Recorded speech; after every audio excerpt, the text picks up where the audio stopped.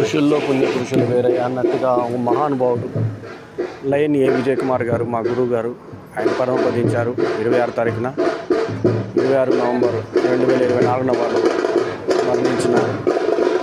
పరమపదించినటువంటి వారికి శ్రద్ధాంజలి ఘటించడానికి ఇక్కడ చాలామంది వచ్చినారు. సో ఇప్పుడు మనం మహాప్రస్థానం జూబ్లీ హిల్స్లో ఉన్నాము. వారి శవాన్ని తీసుకొస్తున్న శవవాహనం వచ్చింది. సో వారి పార్థివ దేహానికి మరి ప్రముఖులు చాలామంది సంతాపం తెలియజేయడానికి ఇక్కడికి విచ్చేసి ఉన్నారు.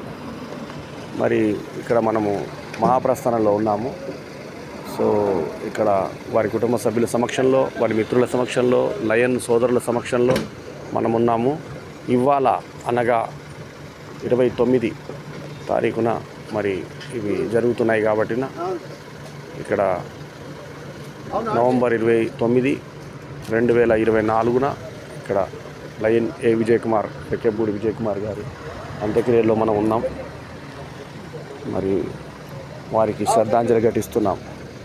మా వేణు ఫిలిమ్స్ సంస్థ స్థాపనకి ఆర్థిక సహాయాన్ని అందించి, మా బల్యం సినిమా మీడియా డైరెక్టర్కి కూడా ప్రతి ఏడాది సహకారాన్ని అందించి, మా ప్రతి కార్యక్రమానికి చేయూతనిచ్చినటువంటి ఒక మహనీయుడు, మనుషుల్లో చాలా అరుదైన వ్యక్తి, దానకర్ణుడు, అపర దానకర్ణుడుగా పేరుగాంచినటువంటి గొప్ప మనీషి, మహామనీషి లయన్ ఏ విజయ్ కుమార్ గారు.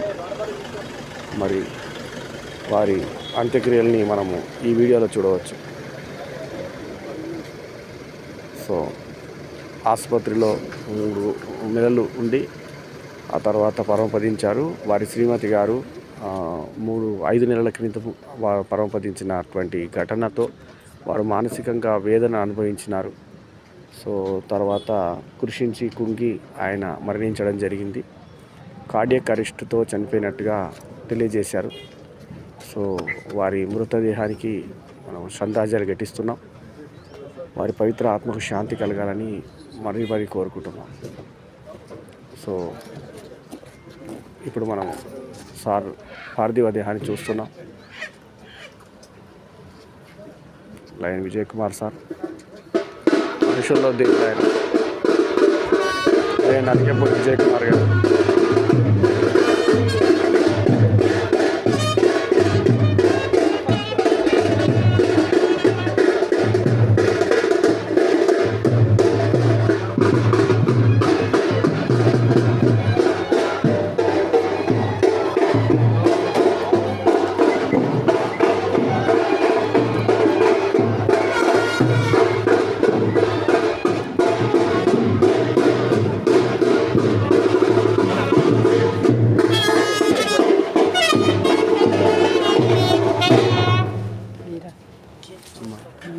వచ్చారా?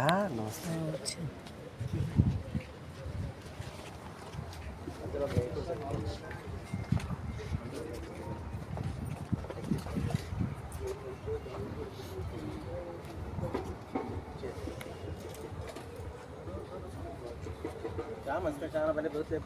ఇదం బలిందదామే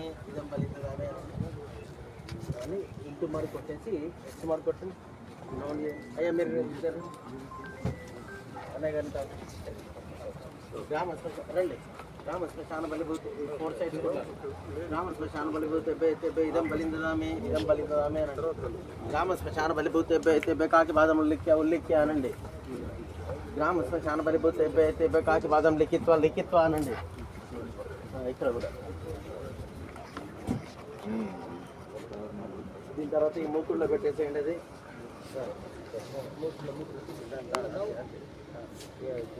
కుడి చేతి ఒక పెట్టండి. ఓం శాంతి శాంతి శాంతి.